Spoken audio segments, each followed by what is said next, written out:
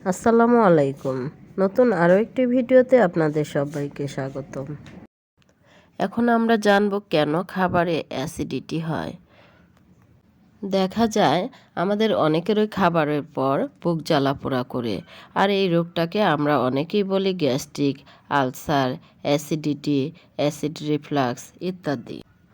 আর বুক জ্বালা পোড়ার পাশাপাশি মুখে টকটক লাগতে পারে, পেট ফাঁপা ভাব লাগতে পারে, বমি ভাব হতে পারে, বারবার ঢেকুর আসতে পারে, আবার কারো কারো কাশি বা হেঁচকি হয়, কণ্ঠ কর্কশ হয়ে যায়, শ্বাসে দুর্গন্ধ আসে।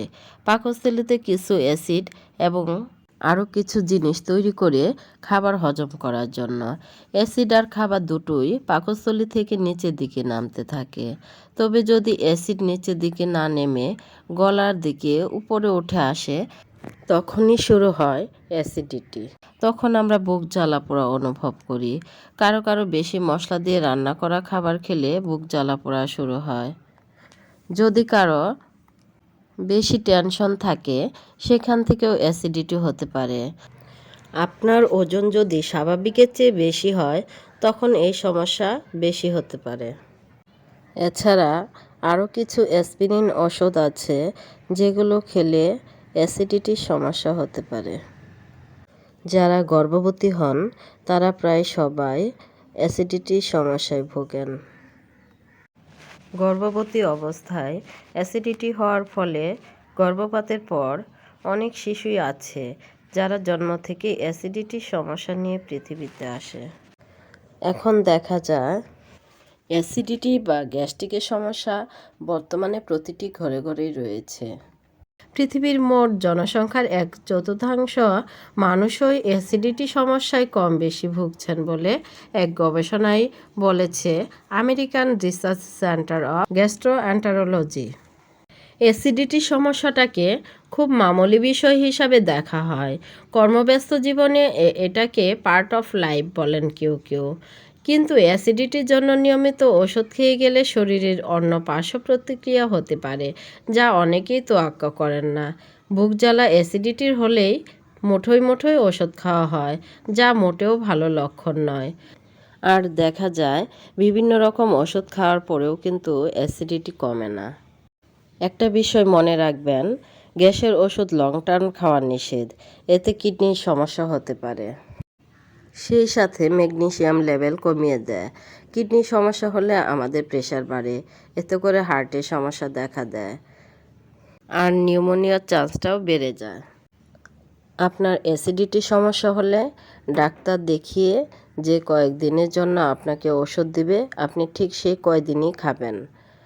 আর যদি সমস্যা না কমে, আপনি পরবর্তীতে আবার ডাক্তারের কাছে যাবেন, কিন্তু নিজে থেকে কোনো প্রকার ঔষধ খাবেন না। এখন আমরা জানব অ্যাসিডিটি থেকে মুক্তি পেতে হলে আমাদের কি কি করতে হবে।